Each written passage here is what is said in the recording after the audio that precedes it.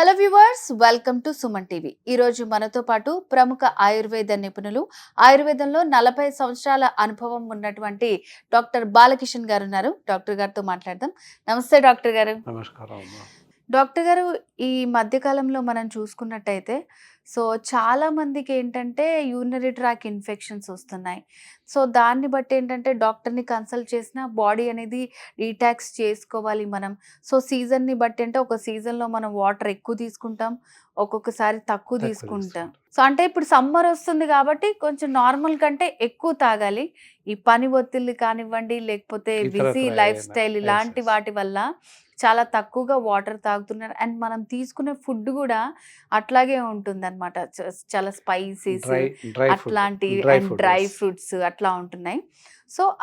మనంతలో మనమే మన బాడీని డీటాక్స్ చేసుకోవచ్చా అసలు? ఒకవేళ చేసుకోకపోతే మనకి ఎట్లాంటి ప్రాబ్లమ్స్ వస్తాయి చెప్తారా? ఏంటంటే శరీరంలో సరిపడేంత నీరు ఉండాలి. శరీరమే కాదు, అసలు యాక్చువల్గా చెప్పాలంటే ప్రకృతిలో ఉన్నటువంటి ఏ జీవరాశికైనా కూడా నీరు తప్పకుండా, నీరే మూలాధారం. నీరు లేకుండా ఏ జీవి జీవించజాలదు, మనజాలదు.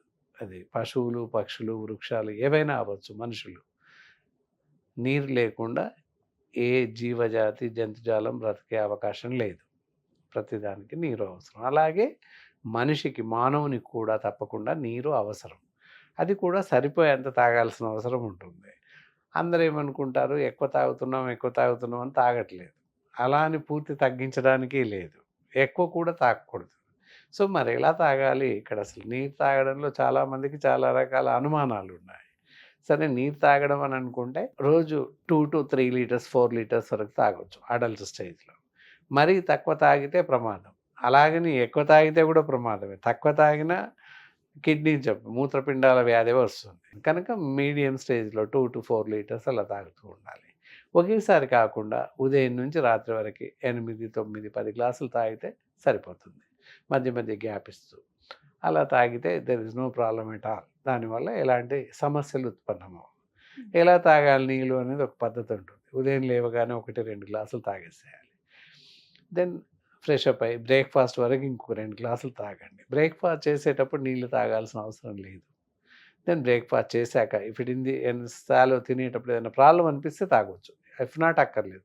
ఆఫ్టర్ బ్రేక్ఫాస్ట్ తర్వాత 10 నిమిషాలు టైం గంట టైం తీసుకొని మళ్ళీ వాటర్ తాగుతూ ఉండాలి. 2, 3, 4 గ్లాసులు. ఎప్పటి వరకు? లంచ్ వరకు. లంచ్ చేసేటప్పుడు నీళ్ళు అక్కర్లేదు. మళ్ళీ నైట్ ఈవినింగ్ స్నాక్స్ అప్పుడు 1-2 గ్లాస్. నైట్ డిన్నర్ తర్వాత మాత్రమే. బిట్వీన్ టైం అన్ని గ్లాస్ నీళ్ళు తాగొచ్చు. డిన్నర్ టైంలో తాగాల్సిన అవసరం లేదు. డిన్నర్ చేశాక గంట టైం ఇచ్చేసి వాటర్ తాగిచ్చి పడుకోవాలి. ఇది నీళ్లు తాగే పద్ధతి అనమాట. చాలా కరెక్ట్గా చెప్పారండి. అంటే మార్నింగే మనకి వాటర్ ఎక్కువ నీడ్ ఉంటుంది అనమాట. అప్పుడు ఒకవేళ ఉన్నా లేకపోయినా మార్నింగ్ తాగితే మనకి బాడీ అంతా మంచి డీటాక్స్ అవుతుంది. మనం తీసుకున్నటువంటి ఆహారం కూడా ఇండైజెస్టబుల్ ఫుడ్ ఏదైనా ఉన్నట్లయితే కూడా జీర్ణాశయం గోళ్ళకి అక్కడక్కడ అతుక్కుపోతుంది ఫీకల్ మెటీరియల్. వాటర్ ఇది తాగుతామో అప్పుడు ఏంటంటే లోపల ఏదైనా అంటుకుపోయినటువంటి ఫీకల్ మెటీరియల్ అంతా కూడా, ఇండైజెస్టబుల్ ఫుడ్ అంతా కూడా జీర్ణాశయంలోకి జారిపోయే అవకాశం ఉంటుంది. అది బెటర్. అందుకని ఉదయం తాగండి అని చెప్తాం. ఎన్ని తాగగలిగితే అన్ని. అక్కడ పర్టికులర్గా 1 లీటర్ తాగాలి, బలవంతంగా 2 లీటర్లు తాగాలి అని లేదు. ఎవరి కెపాసిటీ బట్టి వాళ్ళు ఇండివిజువల్గా ఎంత అయితే అంత తాగేసేయచ్చు. డాక్టర్ గారు, ఇప్పుడు ఇట్లా చేయకపోవటం వల్ల చాలా మంది మీరు చెప్పినట్టే వాటర్ తక్కువ తీసుకున్నా మనకి కిడ్నీలో ప్రాబ్లమ్స్ వస్తాయి, ఎక్కువ తీసుకున్నా కూడా వస్తాయి. అసలు చాలా మందికి చూస్తే ఆ స్టోన్స్ ఫార్మ్ అవ్వడం కానివ్వండి, కిడ్నీలో యూరినల్ ఇన్ఫెక్షన్స్ రావడం, ఇట్లాంటి ప్రాబ్లమ్స్ అన్ని వస్తుంటాయి కదా. వీటికి మెయిన్ రీజన్స్ ఏంటండి అసలు? వాటర్ తక్కువ తీసుకోవడం, ఎక్కువ తీసుకోవడం ఒక కారణం.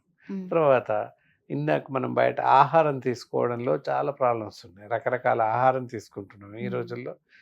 సమయాభావం కావచ్చు, లేదా ఏం చేసుకుంటానులే, ఏం ప్రిపరేషన్ ఎందుకులే, బయట నుంచి తెచ్చుకున్నాం. ఈ రోజుల్లో ఏంటి, ఉదయం మనం లేవక ముందు నుంచే బ్రేక్ఫాస్ట్ నుంచి మొదలుకొని నైట్ డిన్నర్ వరకు కూడా ఆన్లైన్లో ఆర్డర్ పెట్టేసి తెప్పించుకుంటున్నాం. ఇట్ ఈస్ వెరీ సింపుల్ అని ఒక అలవాటుగా మారిపోయింది. ఆన్లైన్ ఫుడ్ ఎప్పుడు తినకూడదు. Actually packaged food should not eat compulsory, అది గుర్తుపెట్టుకోవాలి.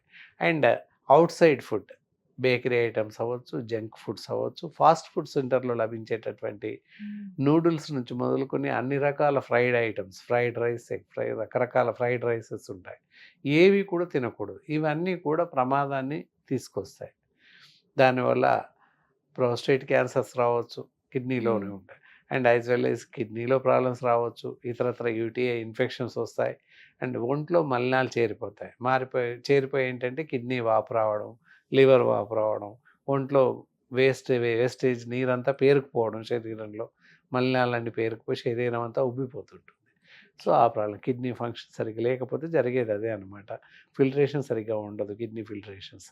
అలాంటప్పుడు ఈ అవకతవకలు తలెత్తే అవకాశం ఉంది. సో డాక్టర్ గారు, మరి వీటన్నిటికీ కూడా అంటే కొంతమందికి ఎప్పుడు నీళ్లు తీసుకున్నా కూడా టైం లేక మనం మాట్లాడుకున్న వాటిని బట్టి ఆ సందర్భాలను బట్టి వాళ్ళు నెగ్లెక్ట్ చేయటము, ఇలాంటి వాటి వల్ల చాలా ప్రాబ్లమ్స్ అవుతాయి కదా. ఎస్ సో మరి వాటికి సొల్యూషన్ ఏంటండి? అసలు ఆయుర్వేదంలో ఎలాంటి మెడిసిన్స్ ఉన్నాయి? ఇప్పుడు ఏంటంటే వేసవి కాలం వచ్చింది, ఇది వాతావరణం కూడా పరిగణలోకి తీసుకోవాలి. ఇఫ్ ఇన్ ది కేస్ సమ్మర్లో ఎక్కువ మట్టుకి మూత్రాశయ వ్యాధులు ఎక్కువగా రావడానికి అవకాశాలు ఉన్నాయి. ఎంత చెప్పినప్పటికీ ఒంట్లో నీరు తగ్గిపోతుంటుంది, సరిపోతుంది. చెమట రూపంలో ఎక్కువ డీహైడ్రేషన్ అయి వెళ్ళిపోతుంటుంది. అందువల్ల నీరు ఎక్కువ తాగలేని పరిస్థితి ఉంటుంది. మీరు అన్నట్టుగా ఎక్కడో కూర్చొని ఏసీలోనే ఉన్నాగా దాహం వేయదు, తాగం మనం, కనుక అలా తగ్గిపోతుంది, తెలియదు. బయటకు వెళ్ళినా కూడా కాస్త నీరు తాగుతాం, సరిపడేంత తాగము. ఇవన్నీ ప్రాబ్లమ్స్ ఉంటాయి. లేదా కూల్ డ్రింక్స్ తాగేస్తాం నీళ్ళు కాకుండా. కూల్ డ్రింక్స్ తాగకూడదు, బాగా గుర్తుపెట్టుకోవాలి. మెయిన్గా మూత్రపిండాల వ్యాధులు రావడం, కిడ్నీలో స్టోన్స్ రావడం, ఇవన్నీ కూడా కూల్ డ్రింక్స్ తాగడం వల్లనే వస్తున్నాయని చెప్పేసి చాలా రకాల పరిశోధనలో తేలింది. మినిమం 90% వరకు మూత్రపిండాల జబ్బులు కానీ స్టోన్స్ రావడానికి కానీ కారణాలు ఓన్లీ కూల్ డ్రింక్స్ అనే చెప్పొచ్చు. ఇదంతా కూడా ఐఎంఏ వాళ్ళు చెప్పారు, WHO వాళ్ళు చెప్పారు, మన Telangana state medical council board వాళ్ళు కూడా చెప్పారు, ఎంత పేపర్లో వచ్చింది. సో ఇది ఎప్పటి నుంచో అనాదిగా జరుగుతుంది. ఎలాంటి కూల్ డ్రింక్స్ తాగకూడదు. ఎందుకంటే మూత్రపిండాల గురించి చెప్పుకుంటున్నాం కనుక ఇది తప్పకుండా అవసరం, నోట్ ప్రతి వాళ్ళు గమనించాల్సిన అవసరం ఉంటుంది. ఇకపోతే మనం ఏం చేస్తే మంచిది, ఇక్కడ వచ్చేసి వాటర్ తాగాలని నార్మల్ ఫినామినా, అది కాకుండా ఇంకేం చేస్తే మంచిది. ఇక్కడ ఏంటంటే యూరిన్ బర్నింగ్ సెన్సేషన్, యూటీఐ వచ్చేసి ఆల్బమిన్స్, ప్రోటీన్స్ ఎక్కువ వెళ్ళిపోవడం, ఇలాంటివన్నీ సంభవిస్తుంటాయి. చీమ్ కణాలు వెళ్ళడం మూత్రంలో, ఇలాంటి సంభవించి మూత్రంలో యూరిన్లో బర్నింగ్ సెన్సేషన్స్, మాటికి మూత్రం రావడం, మంటలు ఇవ్వడం, ఇలాంటివి సంభవిస్తుంటాయి. వేసవి కాలంలో మరీ ఎక్కువగా వస్తుంటాయి. వీటన్నింటినీ అధిగమించాలి అన్నట్లయితే తప్పకుండా మెడిసిన్ ఉండాల్సిందే. ఆయుర్వేదంలో మాత్రం అద్భుతమైనటువంటి మెడిసిన్స్ ఉన్నాయి. అవి మనం ఇక్కడ చూస్తున్నారు కదా, చూడొచ్చు.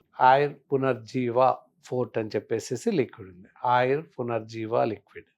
ఈ లిక్విడ్ వచ్చేసి వాడుతూ ఉన్నట్లయితే తప్పకుండా మీకు మూత్రపిండాలకు సంబంధించినటువంటి జబ్బులు అవ్వచ్చు, మూత్రాశయ వ్యాధులు అవ్వచ్చు, UTI infections, urinary tract infections, అలాంటివి ఏవి ఉన్నా కూడా వాటి నుంచి బయటపడే అవకాశం ఉంది.